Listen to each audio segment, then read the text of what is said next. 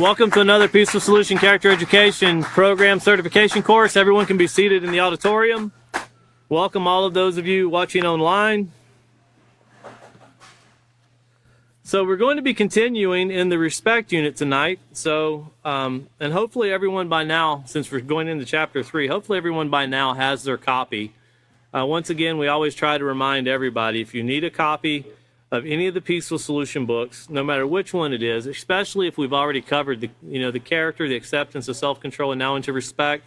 And if you don't have the responsibility, just go ahead and send in a message and we'll send you that one also. We want you to have these things plenty of time in advance. We want to go through them in the order that we need to go through them to put this puzzle together and to put all the pieces together. You want to make sure you put walls up before you try to put the roof on. That's pretty important, unless you're 2 foot tall and can walk underneath the roof laying on the foundation, and I don't think any one of us can do that.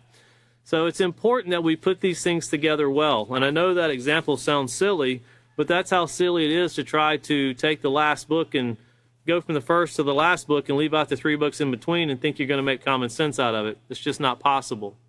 So make sure to go through these classes. A lot of people are asking, saying that they've just now started watching these classes. All of the classes going all the way back to November of 2020 are on the official Peaceful Solution Facebook page, and you can go back, and that's when we started the certification classes once again. We've had them here in Abilene a few times, but that's when we started again going online. And you can go all the way back to then, and you can start with the character, the introductory actually to the Peaceful Solution, and then the character unit.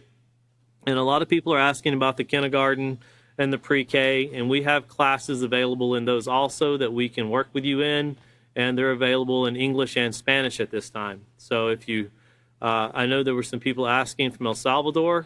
If you're asking for anything that we can help you with, we have a lot available in Spanish, and we can connect you with schools that we're working with that are in Mexico and other countries that will help you so you can communicate with people in your language. And these schools are approved and working hand in hand with headquarters here in Abilene at the Peaceful Solution headquarters. So we'll do anything we can to help anyone and further in this character education program. So picking up here, we're going to start off on LP 3, page A, and that's one of the grade tab areas in the respect unit. And of course, we just finished chapter 2, which was about learning to respect ourselves. And now we're going to get into chapter 3, which is respecting others. And just remember the foundational parts that we're building upon. We covered self-respect because we learned that we must first learn to respect ourselves before we will respect others. If we don't respect ourselves, we're not going to respect others very much. And there's going to be an example tonight, at the very beginning actually, and we'll go back and cover to where we're going to read a word or two, and it's important that we remember what the Peaceful Solution said about that word and how much information goes along with that one word, because that's really the context on which we're speaking. But here on LP, once again, this is in our respect unit. It's the 4th unit of the junior high series.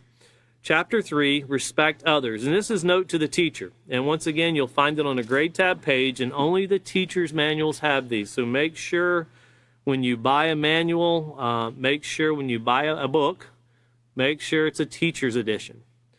It says, showing respect for others is the foundation of a civilized society.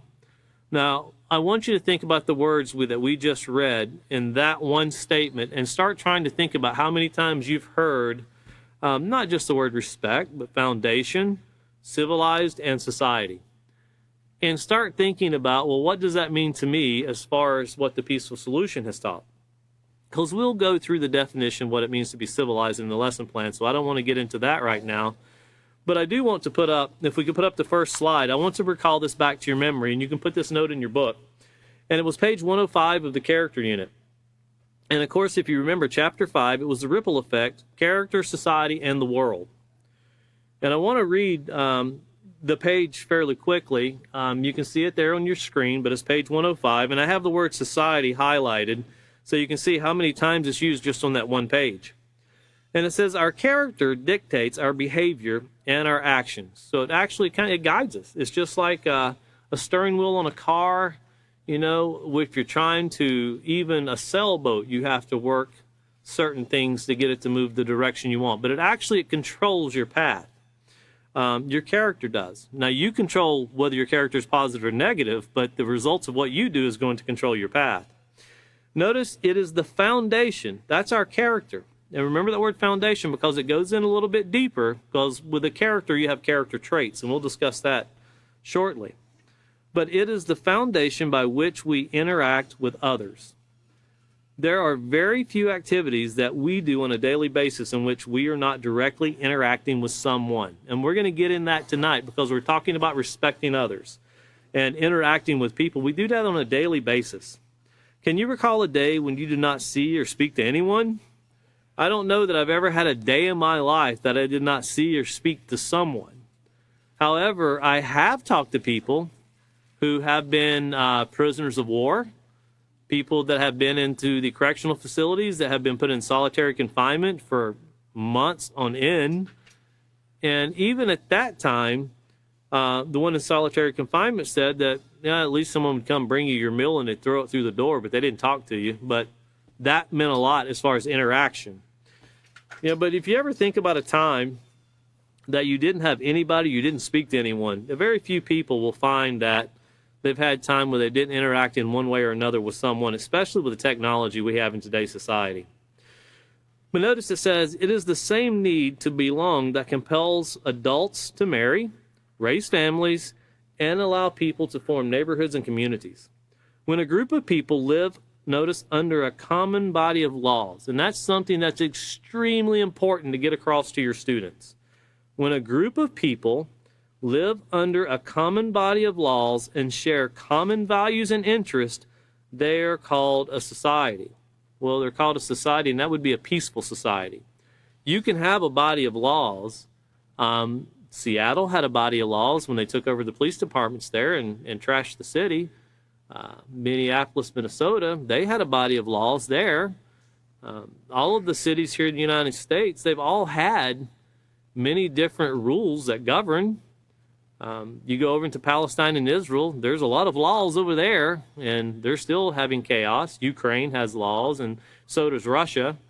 But one thing I want to point out, and it's very important, because I want you to think for a moment, and I'm not trying to get your mind to think political. I'm not trying to get you to consider stances of world leaders. But I do want you to consider, if you haven't educated yourself, look at the laws that countries are passing and get into it and see what is the difference between Ukraine and Russia right now. And why is Russia passing certain laws that would prohibit what they call propaganda of immorality? And they don't want it in their country. And they're literally fighting to keep those things out of their country. Now, since Russia has a country, that's their right to establish their laws. Now, remember about acceptance, that doesn't mean everybody's going to do what's right. Doesn't mean everybody's going to do what's positive.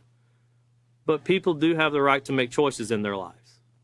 And sadly, some of those choices are very negative. They breed disease, and they spread. And, of course, they affect others. But when you have a common body of laws and these common values and interests, that's how you build a peaceful society, when everybody agrees and adheres to those rules. Notice here in the second paragraph, it says, in the same way character shapes an individual, it can also shape society, which in turn forms our nation. In essence, character can shape our world. It actually spreads outwardly, and it actually, when we look at how chaotic society has become, it didn't get that way overnight. And when you think about how fast-paced our society has become, I think back just to 20 years ago, not everybody had a cell phone walking. Now everybody's got a smartphone. You literally have a laptop sitting in your hand. But it wasn't just years ago. Apple should donate some money to the Peaceful Solution, by the way, for me showing their phone. It'd be only right. But anyway, the society has changed so fast when you think about how many people were texting 10 years ago. If you had one of those phones you had to flip open, you had to hit the button 4 times to get to the letter you wanted, and it took forever just to send a text, where you can make a phone call in 2 minutes, or you could send a text that took seemed like 15 minutes, and then the other person didn't want to go through what you went through to send it, so they just call you and answer you. And I remember that used to be the most frustrating part, when you would send a text and the person would call to answer. Now you can just, hit the microphone and speak into your phone, and then check to make sure that it's actually typing what you said. I've had some instances where I speak Southern, so it doesn't translate Southern very well. So you have to check what you put into your phone. But these are things that where society has changed so fast, and laws have changed. When I was a teenager, nobody would have been driving down the road like this. Now, next time you're out, watch and see how many people are doing it. And I was recently traveling, going somewhere here not long ago, and I noticed I went into a speed zone. It went from 70 to 60 to 70. And when I was in the 60, I was probably going 75. And I drove right past the highway patrolman, and I thought, this is not going to be great. But when I drove past him, I looked, and he was just texting away. And he was driving, too. And I thought, whew, man, I'm glad he didn't see me. I don't know who he was texting, but they just saved me a lot of money. And then I purposely went under the speed limit the rest of the way. But it was not paying attention, and of course, I would have been guilty of breaking the rules. But these rules are important, and they keep us safe. And once again, it shapes our society, and it shapes our world. Well, whenever our world is distorted, and right now, if you had the world, and you could imagine it's round, I hope, I'm not going to talk about a flat earth, but a round one. That's what I know it as. That's what science says it is. But when you try to, and you think of a ball, and just imagine you're trying to mold it, and something keeps popping out, like solar flares off the sun, so to speak. Well, that's the chaos taking place in our world. And no matter how much pressure you put on it, it's going to pop out somewhere. And eventually you're going to learn putting pressure on things will never put it into perfect shape. When you want to do something and you want to do it well, whether you're painting something, building something, if you have a square peg and you see the round hole, taking the hammer and beating it halfway to death is not, it'll get in there, but it's going to be really nasty looking. But if you want it to fit, you have to take time and be precise and then measure and make it work. Well, also with our world, doing things by applying pressure, forcing people to comply with your beliefs, when your beliefs could bring harm, when your beliefs could bring disease, that's a hard thing to deal with. And we find that countries are really combative at each other over basic stances of morality. A lot of people want to make it sound like it's always about oil, or it's always about territorial dispute. Sometimes it's about morality. And I would encourage everyone to look to see what's taking place in society. I know President Biden recently made the comment that the United States will no longer help anyone that does not agree with our gender ideology. Well, there's a lot of people that have morals in this world that are not going to agree with the gender ideology of the United States. I'm not even for sure what the gender ideology is of the United States, to be honest with you. I see all of these LGBTQ, G, Y, D, whatever. It's just like it goes this long now. I don't even know what all that means. So I don't even know what the ideology of the United States is, and I live here. So I'm not for sure what other countries are doing, whether they agree with them or not. But there are reasons why countries would not want to agree with that. And you know what? That's okay. That's their right to do that. That's their society. And they have to set rules for their society.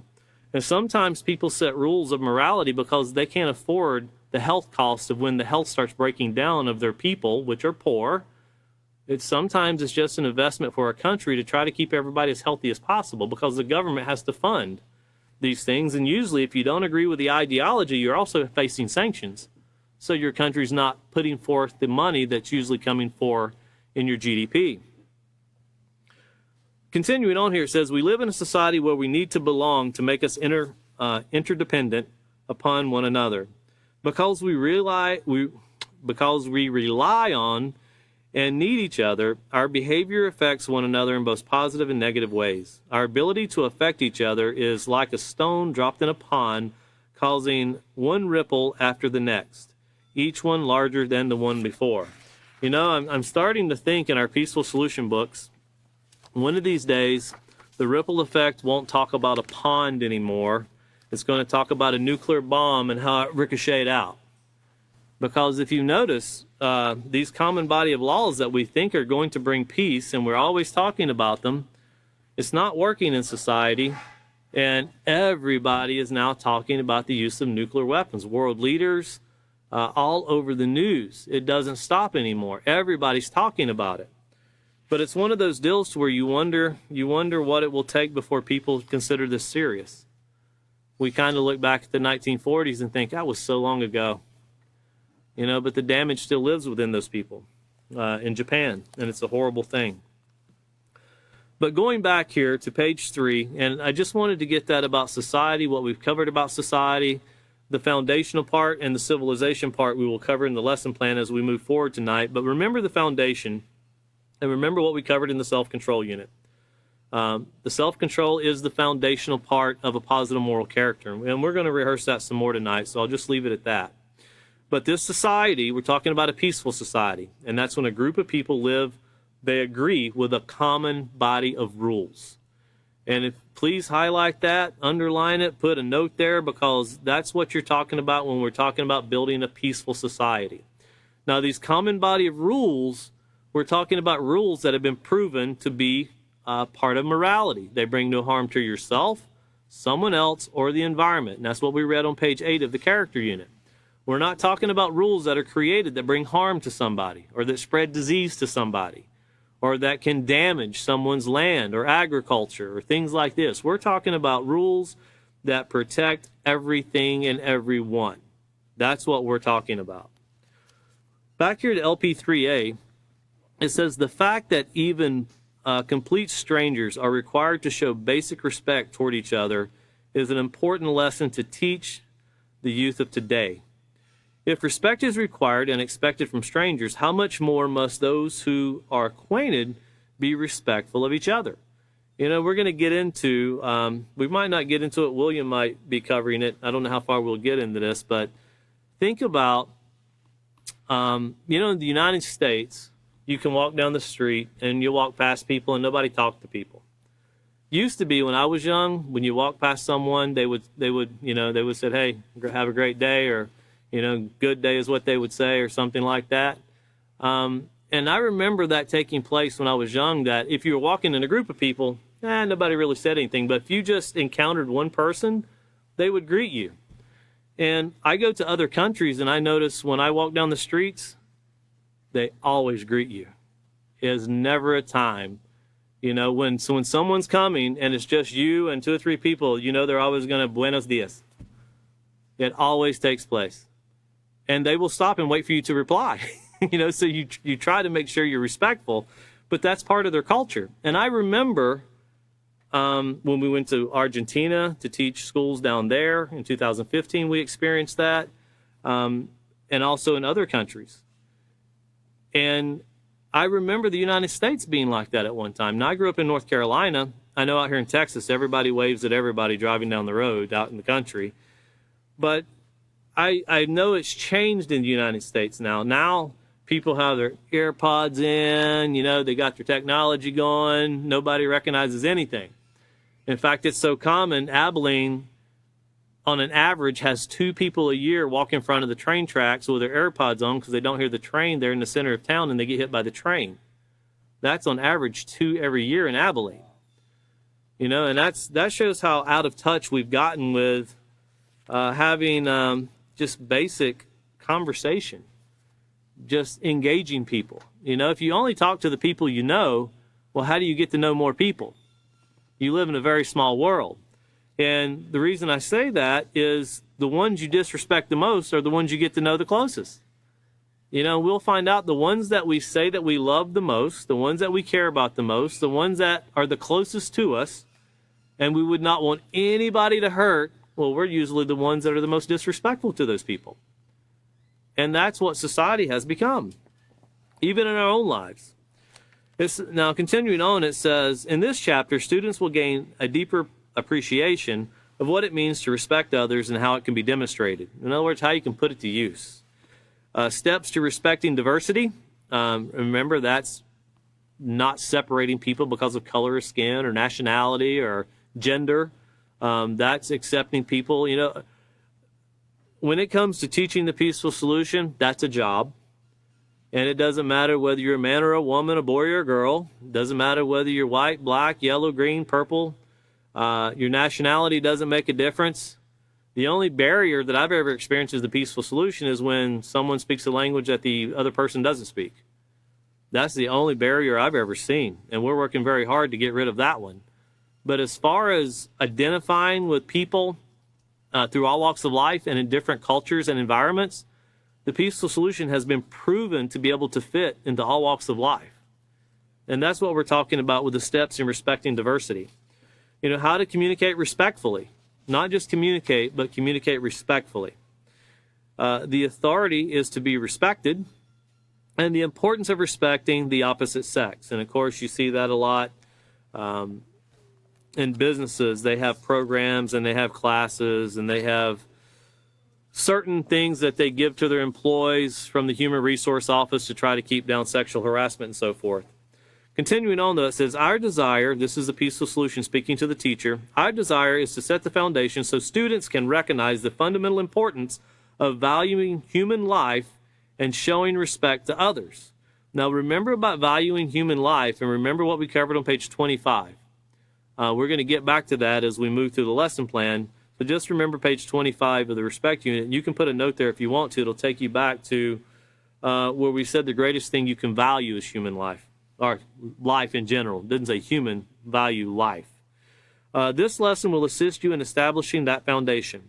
The enrichment activities can be reiterated to reiterate key points and to help students to remember the basics of respect for others as an everyday part of their lives. So flipping over to LPC, this is the beginning of the lesson plan. And once again, as a teacher, these are things that you put into your mind.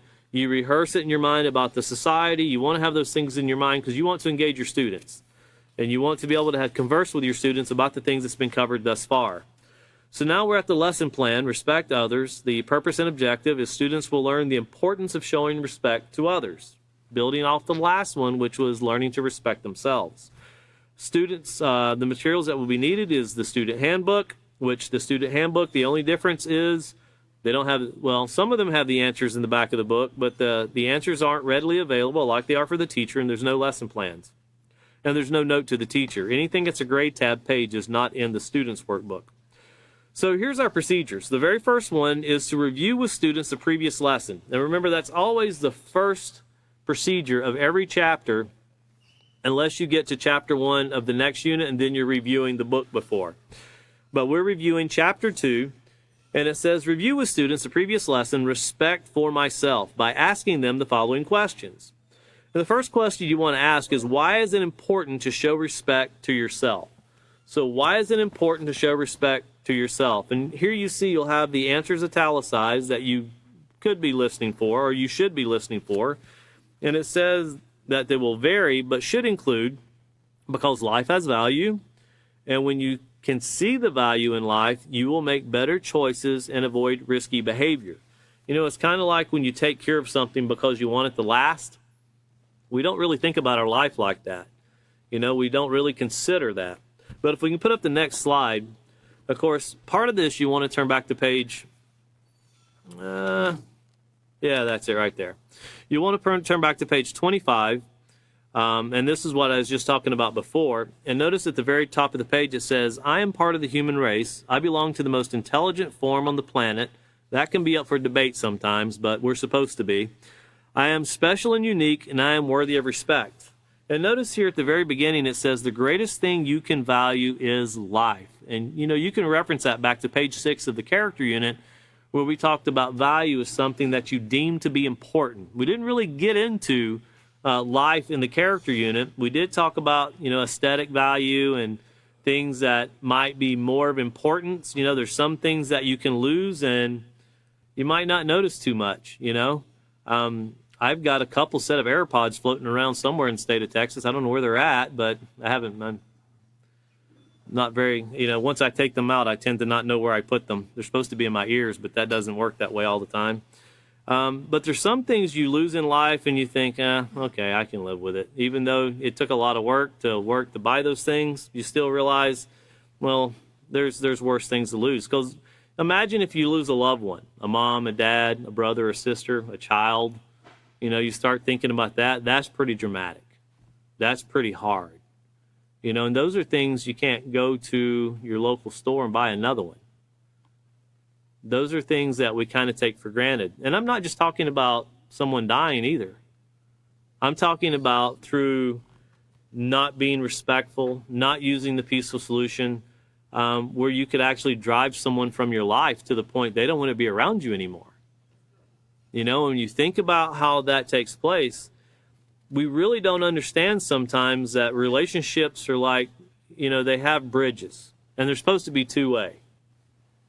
And when you burn that bridge, sometimes it's impossible to build that bridge back because some people don't want the bridge built back.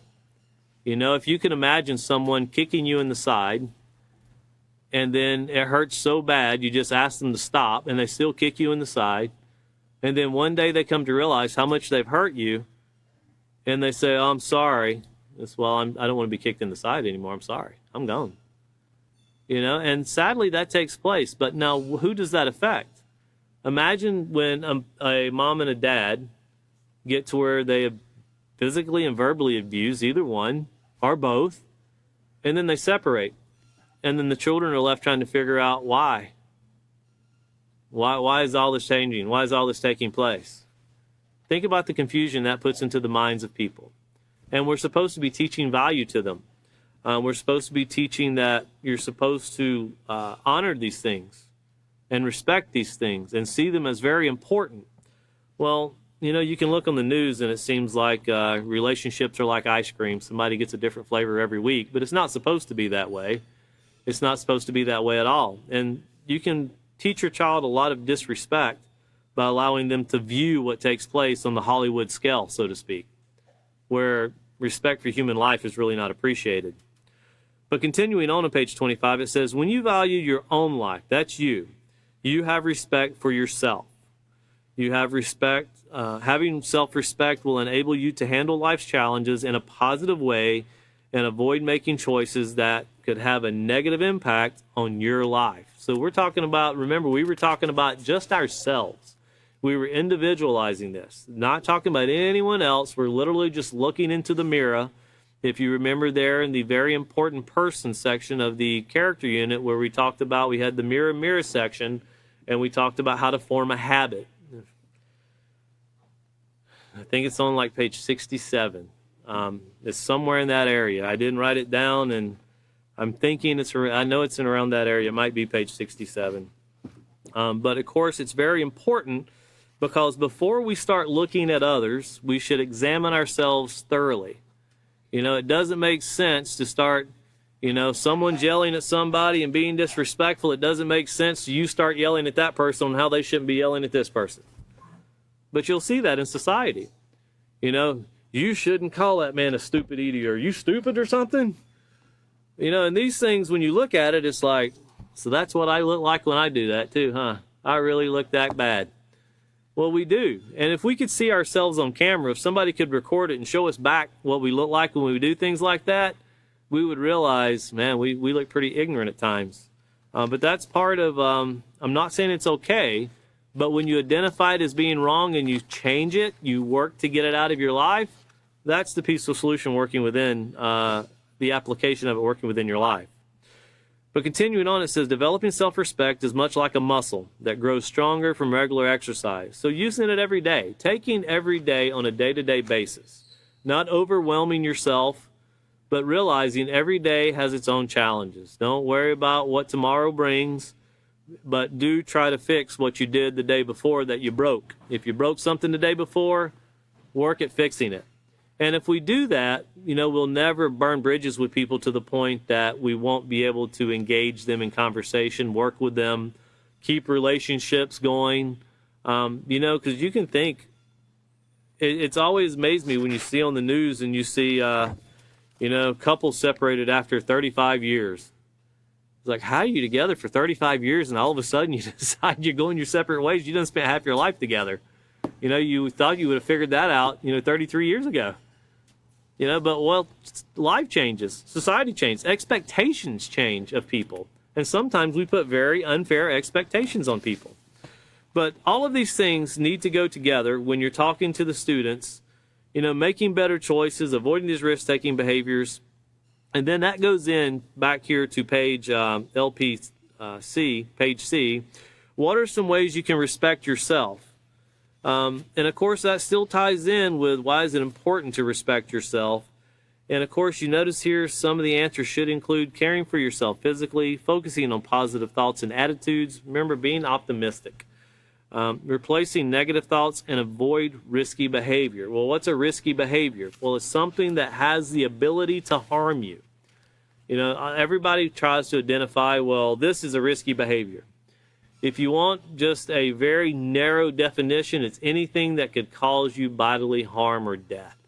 Anything that could jeopardize your life. And I know people will go, well, getting in a car and driving into town could jeopardize my life. But following the rules would help you. If everybody else follows the rules, that helps even more. But if you get in the car and you drive 100 miles an hour, that's more likely going to lead you to a situation you don't want to experience. But on page 26, if we can show the next slide, going along with what we just read, remember self-respect is at the very top of the page. It says knowing who you are, getting to know yourself. And a lot of people I know who I am. Well, no, there's a lot of people that I don't know why I did that. That's just not me. That's not who I normally am. Well, it can be deep-rooted inside of us to where we do things that we don't even expect it of ourselves. But knowing who you are and what you stand for and what you value, self-respect also involves caring about yourself physically and mentally to promote positive growth and development. Well, how can you disrespect yourself mentally? It's a scientific fact. We think about drug abuse. What a horrible thing. What if I told you that, and please check me out on this, that millions of parents mentally abuse their children every day, and it's considered proper, it's considered as being a great parent, and it's considered legal. I said that one time in a school, and they're like, that makes no sense. That's, how many of you guys play Grand Theft Auto? How did you get it? It teaches you to murder, to rape. How many of you guys play other video games that rape, kill, destroy? A lot of hands come up. How did you get them? Mom and Dad. And if you think that don't mentally destroy you, you might want to go back and read the studies that we even went to the U.S. Supreme Court that said these video games negatively affect the mind because the brain sometimes has a very difficult time differentiating between reality and fiction. And these things are done every day. You can go down to your local store and buy the most gruesome games so your child, by 9 o'clock tonight, your 10-year-old little boy can be raping and killing somebody and getting points for it. Think about the fun in that. Now, this is a society that we live in, and a lot of people will say, well, you can't speak about that because that's legal. I can tell you a lot of things that's legal in other countries that you wouldn't agree with. Just because it's legal doesn't mean that it's advisable. Society has to determine, do we want to build a society based on morality, or do we want to build a society based on money? But if you're a society that is based on war, you want that mentality in your society. And we'll get into that when we get to the Building More Excellence unit about what it means to desensitize people. And these are all scientific studies, and they're documented. The Peaceful Solution uses many of them. But continuing on here, it says, why is learning to respect myself important?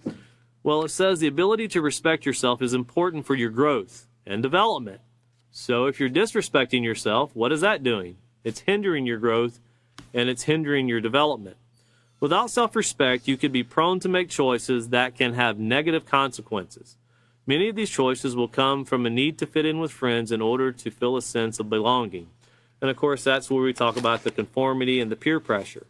And going over to the next slide, we see here that self-respect can be a part of your character. Now, before we get into that, if you turn back to LP page C, we want to cover the last bullet point. And of course, along with the second bullet point, you have where you can cover the optimism, the glass is half full or half empty, how to get rid of those negative thoughts, replace those negative thoughts. And one thing, I know David had mentioned this, and I mentioned it last class. One thing that's extremely important to do, and I can tell you, I went through this in a way that I remember one time I had a very close friend who he's passed away since then, and he was just a little bit older than me. I think he's probably, 10 years older than me, 8 years older than me, something like that. And I used to talk to him a lot. He taught a lot of peaceful solution classes in San Antonio, Texas. And he went through something that was pretty horrific. He had a relationship breakup, and he was telling me how hard it was on him. And I'm talking to him, and I'm listening to him, and I'm looking at him. I'm thinking, man, this is just horrible. I could hear what he was saying, but I truly didn't understand what he was saying. And then later in my life, I experienced something, and I finally got to feel what he felt. I finally got the taste of what he tasted. What a horrible thing to go through, whether it's the loss of a parent, the loss of a spouse, the loss of a child. And I realized that in my life, and I had a great teacher that helped me when I was going through things, that you can't just tell somebody, don't be depressed. You can't just tell somebody, it'll be okay, pat them on the back and walk away. The body literally has to process these things. And it can take a while, especially if it's a loss of a parent, somebody you're close with. Sometimes people turn to drugs and alcohol abuse. Sometimes they just get to where they don't want to live life any longer because they feel like, well, I don't want life without the things I had. But if you push through it, and I'm not, I've never known it to get that bad, and I don't want to experience anything to get that bad, but I have seen people where life has been that bad. And to think that it's a small thing, to think that people aren't truly hurting, to think that people aren't really, like someone's just twisting your organs inside. You can tell if you've ever experienced when someone says, you hear that someone died of a broken heart. And you think, well, that's kind of, that's not really true. Your heart doesn't crack in half. But when you have something traumatic take place in your life, you can truly feel your heart hurting. You can feel your whole body hurting, and there's nothing you can do to fix it, especially if you lose someone to death. There's not a thing you can do to change that. All you have is, well, how was your relationship with that person beforehand? How did you conduct yourself? You don't want to have a life of regrets, because it's too late when you're going to the funeral home or going to the grave to apologize. It's kind of, I know we say rest in peace. I don't know why we don't live in peace. It seems like you got to die before you're supposed to rest in peace.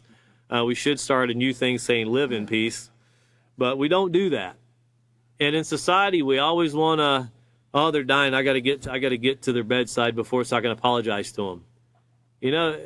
3-minute conversation doesn't make up for the life of hell that you might have had with someone. So if we have something going wrong, we should work on fixing it today, not tomorrow, not next week. And that's all part of respect. And that's all part of respecting yourself and respecting society. But here it says, what are some consequences of not respecting yourself? Notice the answers will vary, but making bad choices that could be dangerous, such as premarital sex. And remember what we talked about with that. We're talking about having relationships without commitments. It's a scientific fact when someone has a relationship, a physical relationship, we are chemically made bodies. Our bodies are like chemical labs. And when you start mixing a lot of chemicals together, you're going to grow things. And it's a scientific fact that if you decide that you want to mix with this lab and mix with this lab and mix with this lab and mix with this lab, you can grow some pretty interesting things. Some of it's known as HPV, the human papillomavirus. Some of it's known as syphilis. Some of it's known as gonorrhea. Some of it's known as herpes and HIV, and you can say, well, I'll get a shot and it'll go away. Now, scientific studies have shown that if you contract syphilis at a young age, later in life, it will show in your heart. And most people don't even realize they have it, and it'll show in your brain. It will literally turn your brain to Swiss cheese. And if you don't know about those things, as teachers, educate your students on these things, because these things are readily available. In fact, it's so popular. There was a very popular TV show called Law and Order actually did a special one time on a person that flipped out because syphilis had deteriorated their brain. They were trying to educate people on how deadly those things were, and they actually did one. And, of course, they talk about their stories being fictional, but they always relate to something that took place in the news. And I remember seeing that episode, and I watched it specifically, and this was many years ago, but I watched it specifically because that's what they were talking about, was the effects of syphilis on the brain. And I'm sure that it's still out there. Those things, just if you can sit through 5 days of watching their series, I'm sure you can watch it any time or just pull it up. It would be something educational. I'm not advertising to go watch Law and Order marathons, but it's a great, my teacher that trained me in the Peaceful Solution actually told me to go watch it. And I found it to be very interesting. It was very educational because these things, we hear these things and we think, I've never heard that before. But it's out there. Sometimes we just don't know where to look. But when you look, it's kind of like if you've ever bought a car and then you start noticing, hey, everybody else has got the same kind of car. But before then, you didn't notice it. Once you see these things, you start seeing it everywhere. You start seeing people talk about it, not just in the United States, but also many different countries. But it breaks not just our character down, it breaks society down. Because remember, character is the foundation on which society is built. But here on page 32, we talk about self-respect can be part of your character. And notice it says, evaluating yourself and what is important to you, that's what you value, as an individual, is essential in achieving self-respect. So it's essential, it's mandatory. It's something you have to be able to accomplish this. Remember, people who have self-respect will not allow others to talk them into doing something that is morally wrong. And that comes through conformity and peer pressure and influences. It's like if someone was to say, hey, we're going to go out here and we're going to find some girl, we're going to rape her, and we're going to shoot her. Now, you think about if somebody asked you to do that, you would look at them and you would say, are you nuts? What are you talking about? Well, okay, let's just play a video game and we'll do it that way. What's the difference? Well, and when you get shot and killed, you can hit the restart button and you can do it all over again, and you'll get better at it. And we think about what we've done in society. We have a very bizarre way of raising children these days. Years ago, you used to take children out to the farm, teach them how to bale hay, load hay onto the wagon, or you would take them, teach them how to fish. You would teach them how to do something. Today, you give them a video game and hope they don't ask you questions. The interaction between parent and child has deteriorated to where it's almost nothing these days. And sadly, a lot of it is because parents that are having children were raised on video games themselves. And that's what's caused society to change so much. And I'm just trying to put this into your mind when we get into this, because it's important to realize that there are some things we can be doing to our children right now that we're being very disrespectful to them by what we're allowing them to do. And as teachers in a classroom, that's something that's very important for us to notice and also change if we need to. But continuing on here, you see the bullet points. It says you can begin to acquire self-respect by setting high standards and living up to them. Now, that doesn't mean reaching for the moon, reach for the stars, so to speak.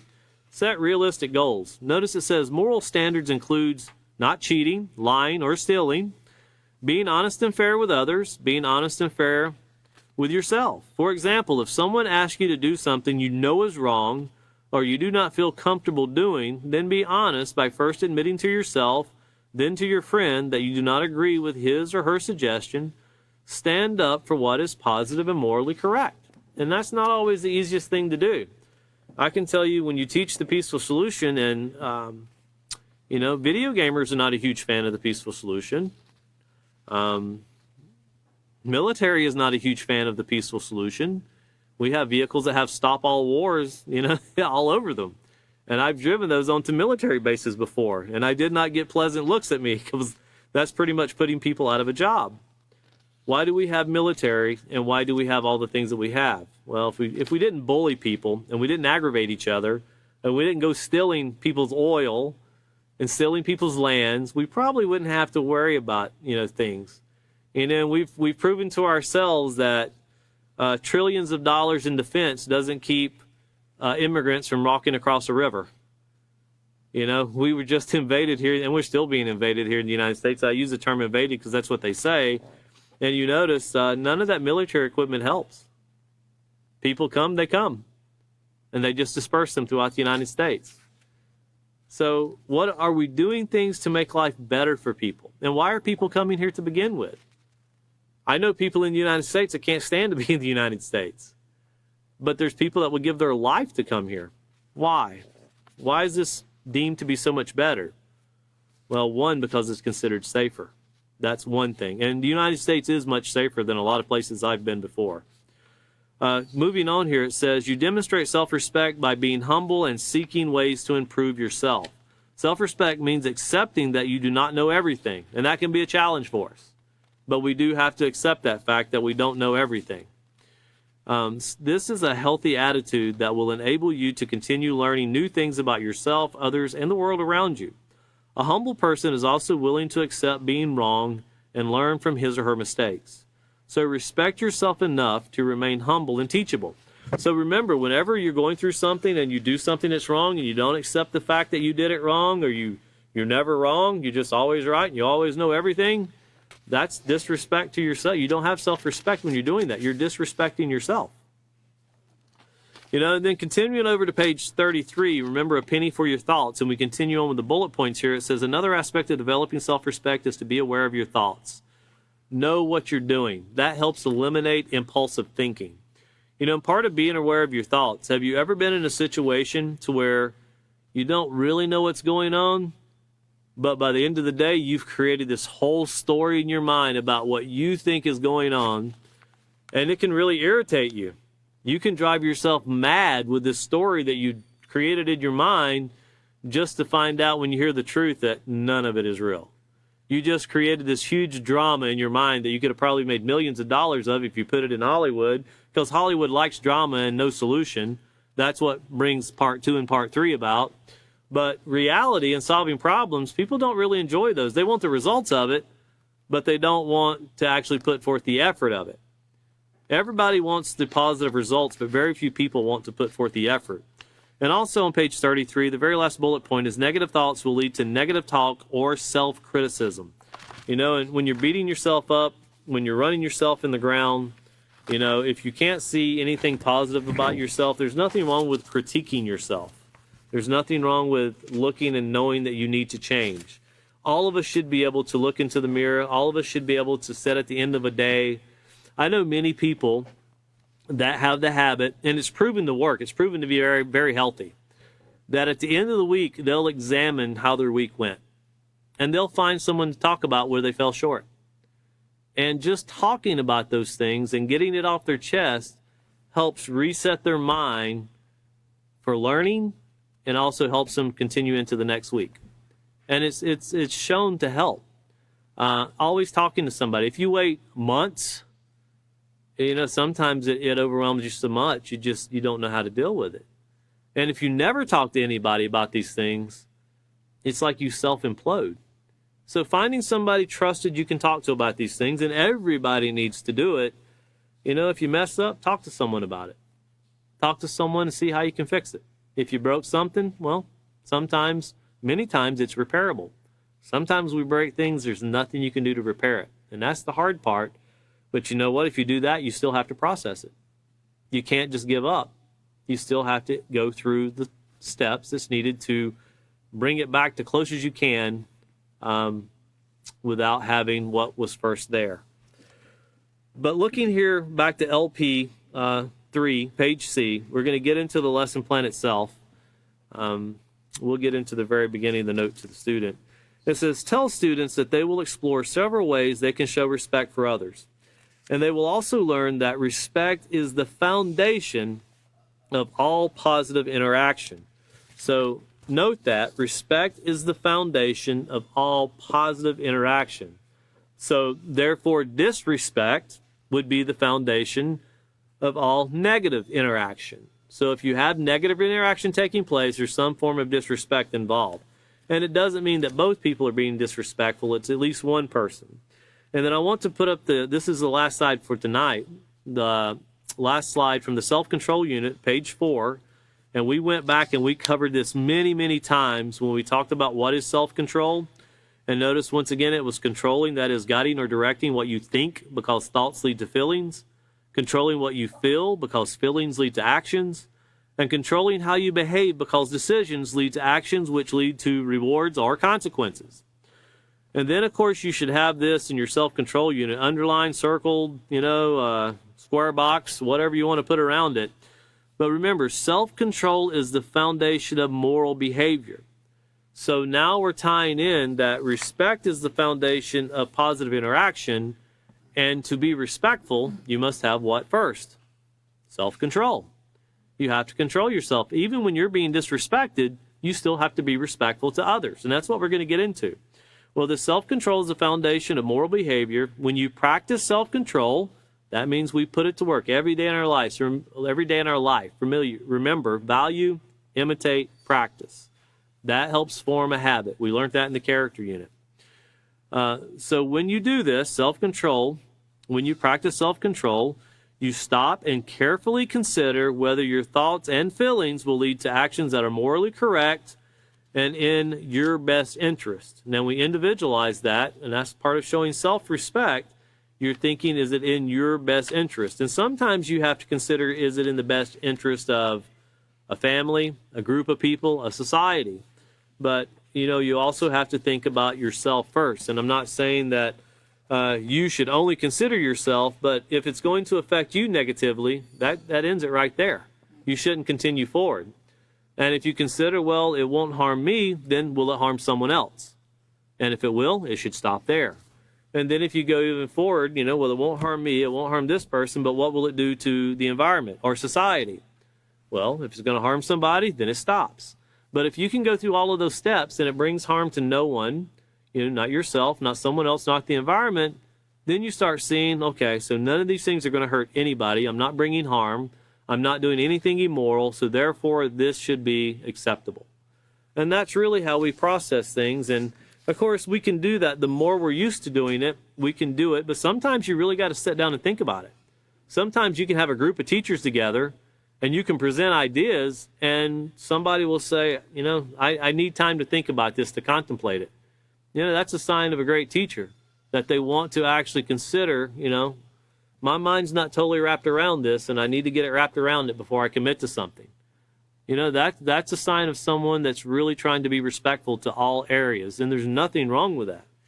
But now I'm not telling you that you should say, well, I know we need to do that next week, so I'll get back to you next year. I'm not saying do that. That's a political way of doing things. They do that in Washington, D.C. all the time. But, teachers of the peaceful solution and guides of the peaceful solution would never do such a thing. But continuing on here, it says, have students turn to pages 51 and 52 in their handbooks and read the section entitled Introduction. And I have a responsibility to show respect to everyone. Have students to do the accompanying exercise on page 52 and allow time for students to share their answers with the class. Stress that fundamental respect and courtesy contribute to a civil society. And remember what a society is and that common body of rules, and we'll actually get into discussing what it means to be civil in the lesson plan itself. So turning over to page 51, we have the introduction, and this will be the first page for the students in their chapter 3 of the respect unit. And notice at the very top it says, respect others, the benefits are unlimited. And if you remember, we covered garbage in, garbage out. If you're disrespectful to someone else and they're trying to use the peaceful solution, they're most likely going to be respectful back to you, even if you're disrespectful to them. But I've always compared this to like when you have a Pepsi can or a Coke can or any kind of soda can and you start bending it, or just a piece of wire in general. You start bending a piece of wire and you notice you can feel it weaken and you can feel it weaken. And sadly, some people actually will want to push people's buttons to the point to where they can get them to do something just so they can say, well, see how you talk to me? Well, have you heard how you've been talking to me for the last 3 weeks? Well, does that make it right to be disrespectful to someone? No, it doesn't. But sometimes people do that. Sometimes people are taught this is the way to deal with problems. Now, they're taught the very wrong thing to do. It's never okay to be disrespectful. And I think that all of us, if we look at ourselves, will find that we have been disrespectful to other people because emotion gets involved. And we don't truly consider what it is we're saying or doing. We set something in our mind and we feel like that this is something that we need to express. And when we express it, we can sit back and look sometimes and realize that didn't make too much sense. We probably would have been better off just keeping our mouths shut. I hear an echo going through the auditorium here. But continuing on here in chapter 3, respect others, it says, how many people have you had contact with today? Think about it. How many people did you? Could you count them on one hand, or did you have contact with a lot of people today? Did you interact with family members? Here at the Peaceful Solution headquarters, everybody's like family. When you come in, you work together, you study together. A lot of us live very close together, or we live in the state of Texas. So, when you work and study and travel with people for 10, 15, 20, 30, 40 years, you become, it's just like family.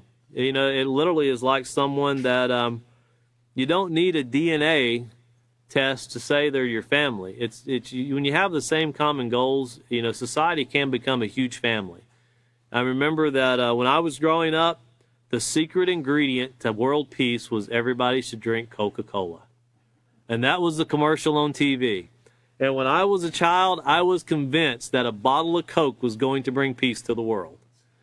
And I remember that commercial, and I haven't seen it in a long time, but I can remember seeing it come on and everybody singing together in the field, and all the world needed was a Coke, and then I'd go to the refrigerator and get a Pepsi. So I wasn't doing my part. Go figure that. But in a child's mind, I was convinced Coca-Cola was the answer. But continuing on here, it said, did you walk with a friend to school, or did you take a school bus? If you live in a big city, you probably saw hundreds of people on your way to school. We see so many people every day that sometimes we forget that every person we see has value. We used to teach our students when we would travel. We went to Laredo. I've been to Laredo, Texas over 100 times. I've been to certain countries over 100 times. I've been to Washington, D.C. way more times than I care to count. It's 10 or 15. And this is to meet with people and talk to people. But we used to teach our students, when you're traveling, everything you see belongs to somebody.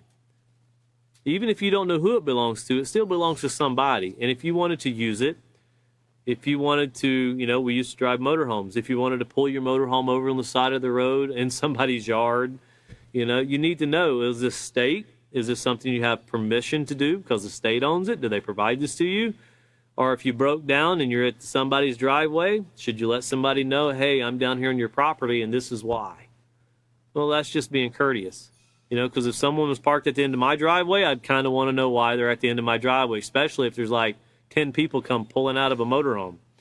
I would want to know why. And we tried to always put these things in their mind, how everything belongs to somebody. And of course, when you start traveling across the United States, you realize there's so many people. And then when you go to, and I've never been to, sadly, the biggest cities I've ever been to are outside the United States. And I've been to cities that have 14 million people, 11 million people. They're all in South America, though. I've never been in a city that big. The biggest city I've been in the United States is Houston and Atlanta. I don't remember which one's bigger, but I've never been to New York City. I've never been to L.A., and I have no plans to go there soon either. There's a lot of small places in between that we would like to cover. But when you think about these places and how many people you engage in and how many people you see, and no matter how different they are, if you see someone with pink hair or purple hair or, somebody just dresses a little different than you do, they still have value. Human life, all life has value, including the trees you see as you travel. So this is a great place to stop for William, because he's going to go back and recover some of these things about the value of life, and then he'll get into about what it's going to be like if you can imagine your life with no family or friends, no one in it whatsoever. And some people feel like they're in that situation, that they don't have anybody they can talk to.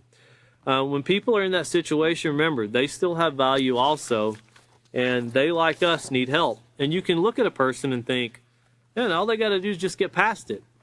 If you've ever been in that situation, you realize getting past it's not easy, especially if you've, I know people that have lost loved ones in the past year, and it's a hard thing to get through. And I only know because I lost someone that was really close to me in 2005.